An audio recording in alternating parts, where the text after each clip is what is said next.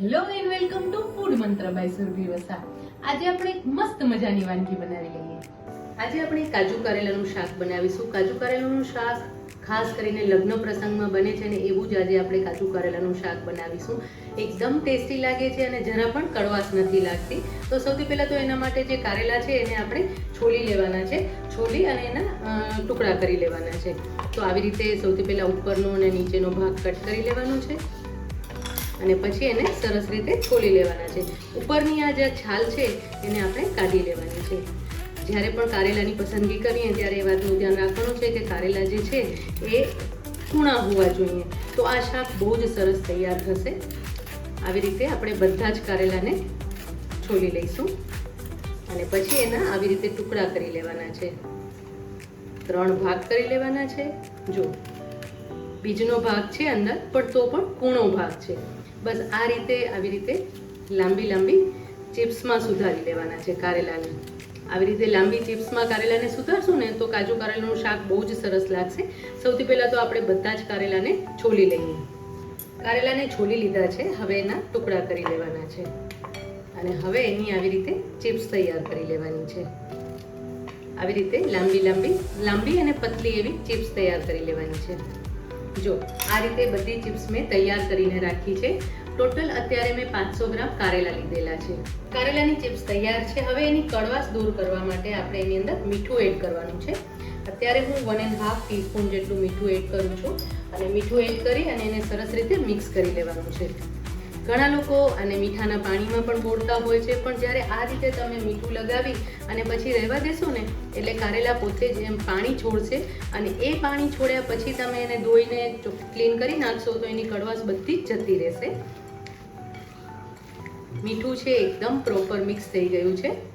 હવે આ જે કારેલા છે એને આપણે લગભગ 10 થી 15 મિનિટ માટે રેસ્ટ આપી દઈશું. કારેલાને રેસ્ટ આપીએ ત્યાં સુધી આપણે ઉપર છાંટવાનો મસાલો તૈયાર કરી લઈએ. મસાલો બનાવવા માટે એક મિક્સી જારમાં આપણે ચવાણું લેવાનું છે. અત્યારે મેં અડધી વાટકી ચવાણું લીધેલું છે, એટલે કે હાફ બાઉલ મેં ચવાણું લીધેલું છે. તમારા ઘરમાં કોઈ પણ ફરસાણ હોય એ તમે લઈ શકો છો, અથવા જો ફરસાણ ન હોય તો શિંગદાણા અને તલ એ બંનેને પણ તમે ક્રશ કરીને લઈ શકો છો. શિંગદાણા અને તલ લો ત્યારે એને તમારે શેકવાની જરૂર નથી, તમે કાચા જ લઈ શકો છો તો પણ એનો સ્વાદ સરસ લાગે છે. હવે એની અંદર બાકીનો આપણે બધો મસાલો ઉમેરીશું. 1/4 ટીસ્પૂન હિંગ, 1/4 ટીસ્પૂન હળદર, 1.5 ટીસ્પૂન લાલ મરચું પાવડર લઈશું. ધાણા જીરુંનું પ્રમાણ થોડું વધારે લેવાનું છે. 2 ટીસ્પૂન આપણે ધાણા જીરું એડ કરીશું. સાથે આપણે 1/4 ટીસ્પૂન આમચૂર પાવડર એડ કરીશું. હવે આ બધી જ વસ્તુને આપણે ક્રશ કરી લેવાની છે, પણ અધકચરી ક્રશ કરવાની છે, એટલે કે પલ્સ ઉપર ચાલુ બંધ કરી અને આપણે એને ક્રશ કરી લઈશું. મસાલો સરસ ક્રશ થઈ ગયો છે અને એકદમ સરસ એનું ટેક્સચર આવી ગયું છે. જો આ રીતનો મસાલો ક્રશ થવો જોઈએ. હવે એને એક બાઉલમાં લઈ લઈશું. મસાલાને આપણે બાઉલમાં લઈ લઈશું. હવે જે આ મસાલો છે એની અંદર આપણે લગભગ 2 ટેબલસ્પૂન ગોળ એડ કરી દઈશું અને એની સાથે 1 ચમચી કાશ્મીરી લાલ મરચું ઉમેરીશું, એટલે એનો કલર બહુ જ સરસ આવે. અને ચપટી ગરમ મસાલો એડ કરી દઈશું. હવે એને મિક્સ કરી લઈશું. ગોળ પ્રોપરલી મિક્સ થઈ જાય એવી રીતે મિક્સ કરી લેવાનો છે મસાલો. ક્યાંય ગોળની કણી રહી જશે તો વાંધો નથી, કારણ કે શાકમાં આપણે જ્યારે એડ કરશું એટલે શાક ગરમ હશે એની સાથે જે ગોળ છે એ સરસ મેલ્ટ થઈ જશે. મસાલો સરસ તૈયાર થઈ ગયો છે. આ મસાલો એટલો સરસ છે ને કે આ મસાલો તમે કોઈ પણ શાક ભરેલા શાક કરતા હો ને એમાં પણ ઉમેરી શકો છો, અથવા તો ઉપરથી છાંટી શકો છો. જ્યારે તમે બીજા કોઈ શાક કરતા હો ત્યારે ગોળનું પ્રમાણ એટલું વધારે નથી રાખવાનું, કારણ કે અત્યારે આપણે કારેલાનું શાક બનાવી રહ્યા છીએ અને કારેલાના શાકમાં જો ગોળનું પ્રમાણ વ્યવસ્થિત હશે ને તો જે શાકનો સ્વાદ વધારે સરસ આવશે. તો મસાલો તૈયાર થઈ ગયો છે. કારેલાને રેસ્ટ આપે 10 થી 15 મિનિટ થઈ ગઈ છે. હવે એને આવી રીતે હાથેથી મસળી લેવાના છે.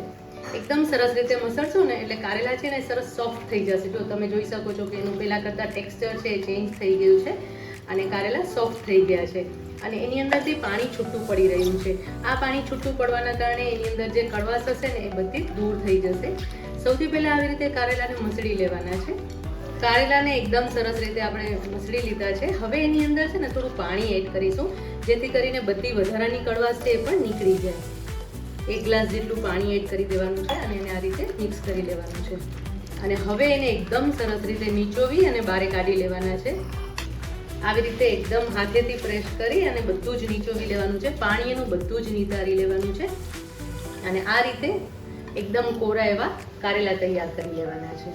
જો આ રીતે કારેલા છે એકદમ સરસ કોરા પડી ગયા છે અને એનું પાણી પણ તમે જોઈ શકો છો કે એકદમ આવું ગ્રીન થઈ ગયું છે. એટલે આ જે કારેલા છે એકદમ સરસ તૈયાર થઈ ગયા છે. હવે એને આપણે તળી લેવાના છે. હવે આપણે આ જે કારેલાની ચિપ્સ છે એને તળી લઈએ. એના માટે તેલ લઈશું. બહુ જ વધારે તેલ નથી લેવાનું, એટલે કે આપણે છૂટ તેલમાં જે તળતા હોઈએ ભજીયા પકોડા એવી રીતે નથી તળવાનું, પણ થોડા પ્રમાણમાં તેલ લઈ અને એને તળી લેવાની છે.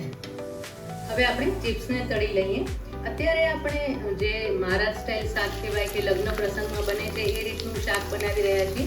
એટલે જ્યારે પણ કોઈ પણ રસોઈયા મહારાજ જો આ શાક બનાવતા હોય તો આવી રીતે એને તળી લેતા હોય છે. તળવાના કારણે એનો સ્વાદ અને એનો કલર બંને બહુ જ સરસ આવે છે. જો તમને એવું થાય કે મારે તળવું નથી તો તમે એને સાંતળી પણ શકો છો તેલમાં, અને જો તમે સાંતળશો તો જરાક કલર ચેન્જ થશે, પણ એ પણ સરસ રીતે તૈયાર થઈ જશે. અને આમાં સોડા એડ કરવાની જરૂર નથી. તમે તળશો એટલે સરસ રીતે કારેલા છે એ ચડી જશે. અને આ કારેલાને એકદમ ક્રિસ્પી નથી કરવાના, એટલે કે જે આપણે કારેલાની ચિપ્સ બનાવીએ અને ક્રિસ્પી કરીએ એટલા પ્રમાણમાં આપણે આ ચિપ્સને ક્રિસ્પી નથી કરવાની. જો હવે આ કારેલાની ચિપ્સ તળાઈ ગઈ છે. તમે જોઈ શકો છો કે એનું ટેક્સચર ચેન્જ થઈ ગયું છે. જે આ તળેલી છે એ અને આ નથી તળેલી એ બંનેમાં તમે ડિફરન્સ જોઈ શકો છો. તો હવે આ જે ચિપ્સ છે જે તળાઈ ગઈ છે એ થોડી સોફ્ટ થઈ ગઈ છે. એને આપણે એક બાઉલમાં લઈ લઈશું. આવી રીતે એને બાઉલમાં લઈ લેવાની છે. અને આવી જ રીતે બાકીની બધી ચિપ્સ પણ આપણે તળી લઈશું.